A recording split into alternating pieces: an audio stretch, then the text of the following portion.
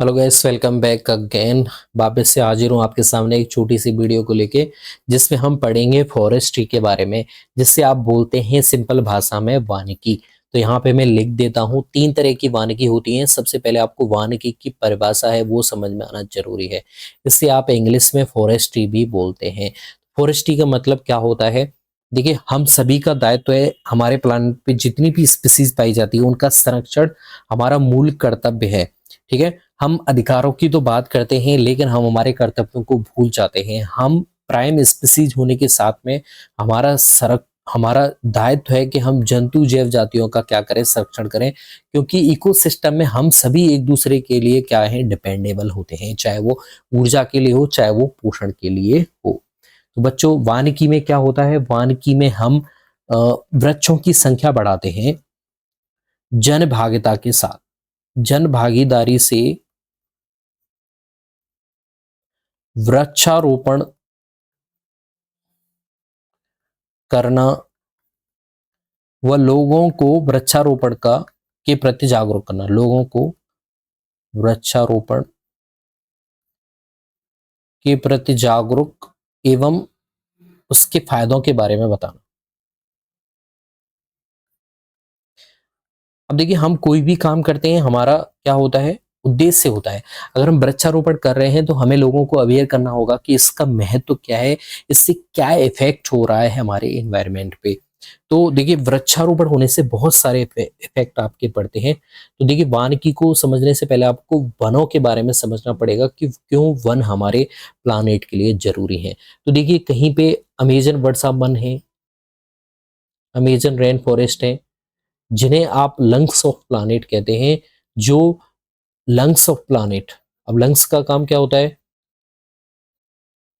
हमारे लिए ऑक्सीजन को प्यूरिफाई करने का काम करते हैं। ठीक है, ब्लड रक्त को शुद्ध करने का काम करते हैं, और वहां से ऑक्सीजन उसे देते हैं, CO2 को ऊतकों से या फिर अंगों से लेके आने का काम करते हैं। तो लंग्स ऑफ प्लानेट, क्योंकि 20 से ज्यादा परसेंट का जो योगदान है वो अमेजन वर्षा वन एकमात्र कर देते हैं हमारे पूरे प्लानेट पे। तो ये बहुत ज्यादा मात्रा में ऑक्सीजन उत्पादित करते हैं। ठीक है, मनुष्य आज के टाइम पे ज्यादातर औषधि महत्व की जो चीजें हैं, पौधे हैं, आज हम उन्हें उगा रहे हैं ऑर्गेनिक फार्मिंग के द्वारा। साथ में देखिए, हमारे खाने के लिए हम किस पे डिपेंड हैं? हम पौधों पे डिपेंड हैं, क्योंकि हम विषम पोषी प्लांट हैं। तो खाने के साथ साथ प्रत्यक्ष या अप्रत्यक्ष रूप से हम पौधों पे निर्भर करते हैं। चाहे फर्नीचर बनाना है, चाहे औषधि चलना है। देखिए, 95% की जो आपकी दवाइयां हैं जो मार्केट में अवेलेबल हैं, वो प्लांट के एक्सट्रैक्ट से ही बनाई जाती हैं, चाहे वो डायरेक्ट हो, चाहे वो इनडायरेक्ट हो। ये आपको पता होगा। औषधीय महत्व का प्लांट से संबंधित 11th में आपके सामने वापस से एक टॉपिक आएगा, जिसमें आप पढ़ेंगे औषधीय महत्व के पौधे। और आपको पढ़ना चाहिए। ठीक है, जिससे आपको पता चले कि हमारे आसपास कितने ऐसे सारे प्लांट्स हैं जिनसे हम बहुत सारी बीमारियों को दूर कर सकते हैं। अब उन्हीं को आप केमिकली मॉडिफाइड कर देंगे, वही आपको दवाइयों के फॉर्म में मिल जाते हैं महंगे दामों में। ठीक है, वही आपके सामने बहुत इजीली अवेलेबल है। ठीक है, तो वानिकी क्या है? इसके माध्यम से हम वृक्षारोपण करते हैं। देखिए, वृक्षों की संख्या बढ़ेगी तो आपके एक बैलेंसिंग जो है इकोसिस्टम में वो बढ़ेगी, क्योंकि इकोसिस्टम नाम किसका है? जंतु और पादपों का एक दूसरे पर निर्भरता जो है। ठीक है, यहाँ पर आप कह सकते हो जैविक और अजैविक कारकों का एक दूसरे के साथ संबंध होगी, जो एक तंत्र बनता है, उसे ही आप इकोसिस्टम कहते हैं। यही बैलेंसिंग का काम करता है। ठीक है, अब जैसे आप वृक्ष की संख्या बढ़ाएंगे तो वृक्ष क्या करते हैं, ज्यादातर मिट्टी पे पकड़ बना के रखते हैं। तो कभी आपकी बाढ़ आती है तो उस टाइम पे भी ये मिट्टी का अपरदन रोकते हैं। तो very helpful in soil erosion. देखिए, मैंने पिछली वीडियो में पढ़ाया था, जो पृष्ठीय मृदा होती है, सरफेस जो सॉइल होती है, वही आपके क्या होती है, जो बेसिकली वो परत होती है जिसमें मिट्टी की परतों को मैं डिस्कस कर चुका हूं। अगर आपने वीडियो नहीं देखा है तो आप मिट्टी की सॉइल जो प्रोफाइल है आप देख सकते हैं, उसमें सबसे ऊपर वो परत आती है, उसका संरक्षण करना जरूरी है। तो सॉइल इरोजन को रोकता है, क्योंकि ये मिट्टी पे पकड़ बना के रखता है। तो ये कुछ इसके फायदे हैं। अब हम देखते हैं वानिकी के प्रकार। तो टाइप ऑफ फॉरेस्ट्री के 3 प्रकार आपको देखने को मिलेंगे। एक होता है शहरी वानिकी, बहुत इजी है ये समझने में। ग्रामीण वानिकी, और एक होता है कृषि वानिकी।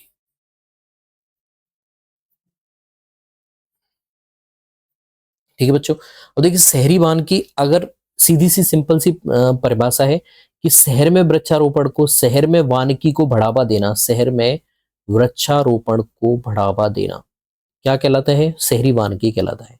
अब ऐसा तो है नहीं कि सिटी में आप हर जगह वृक्षारोपण कर पाएंगे। आप रोड पे पेड़ नहीं लगा सकते हैं, ठीक है, रोड के किनारे लगा सकते हैं, वो भी आप इस तरह से लगाना है जिससे आप लोगों को परेशानी नहीं हो चलने में। तो ये ऐसे स्थानों पे लगा सकते हैं जैसे कोई खाली स्थान है, पार्क है, नगर निगम का कोई स्थान है, ठीक है, ऐसे स्थानों पे, ठीक है, पब्लिक प्लेसेस हैं, ऐसे स्थानों पे आप लीगल तरीके से प्लांटेशन कर सकते हैं। तो शहरी वानिकी में आप शहर में वृक्षारोपण को बढ़ावा दें, साथ में ही लोगों की भागीदारी बढ़ाएं, जन भागीदारी बढ़ेगी तभी लोग अवेयर हो पाएंगे कि इसका यूज क्या है।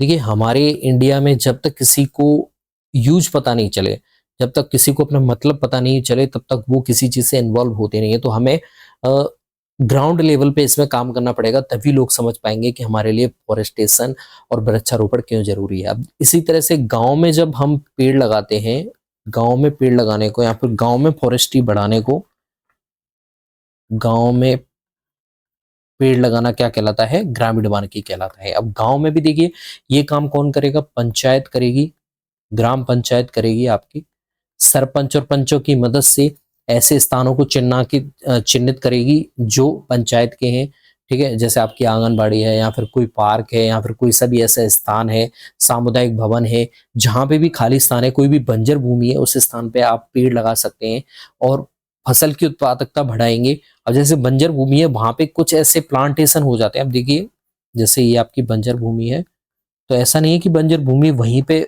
बंज वो आपकी ग्रो को कम कर रही है, आसपास भी क्योंकि यहाँ पे कुछ ऐसे प्लांट उगते हैं जिनसे एलिलोपैथी इफेक्ट होता है, जैसे कांग्रेस घास है, तो ये आसपास के बहुत दूर तक प्लांटों को नुकसान पहुंचाते हैं। तो इसीलिए हमें बंजर भूमि पे भी ऐसे प्लांट लगाने चाहिए जिससे धीरे धीरे मिट्टी की उत्पादकता बढ़े। अब देखिए गांव में जब लगा रहे हो तो ग्रामीण वानिकी, लेकिन जब किसान अपने खेत पे लगाता है, खेत पर पेड़ लगाता है, तो उसे आप बोलते हो कृषि वानिकी। तो दोनों में ही अंतर है, ठीक है, तो उसे आप बोलते हो कृषि वानिकी कहते हैं, ठीक है। तो अब की बार पंचायत की भी इसमें हेल्प ले सकते हो आप, लेकिन यहाँ पे आप क्या नहीं कर सकते हो, किसान को बात नहीं कर सकते हो। लेकिन यहाँ पे जब पंचायत को पता है ग्राम पंचायत की जगह है, कोई सामुदायिक भवन है, तो वहां पे सरपंच चाहेगा तो पंचों की मदद से वहां पे कुछ भी कर सकता है। लेकिन यहाँ पे आप किसान को बात नहीं कर सकते, आप उससे समझा सकते हो, उससे आने वाले टाइम पे इसके लाभों के बारे में बता सकते हो, तभी वो वहां पे क्या लगाएगा? पेड़ लगाएगा।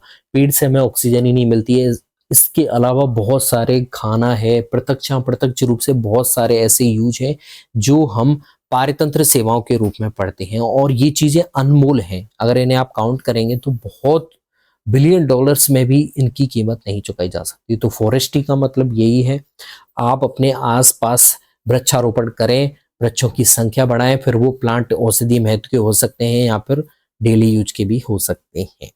अब वृक्षारोपण बढ़ेगा तो इससे बहुत सारे जो पॉल्यूशन है वो कम होते चले जाएंगे, जिससे डायरेक्ट एंड डायरेक्ट रूप से मनुष्य पर भी प्रभाव या फिर जो दूसरे जो जीव जंतु हैं उन पर भी प्रभाव पड़ना स्वाभाविक है। तो ये फॉरेस्ट्री में सिंपल सी टर्म्स के माध्यम से मैंने समझाने की ट्राई की है।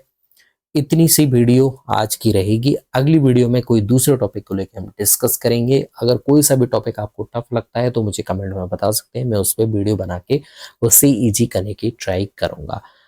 चलिए अभी लेता हूं अलविदा, मिलते हैं नई वीडियो में नई किसी दूसरे टॉपिक के साथ।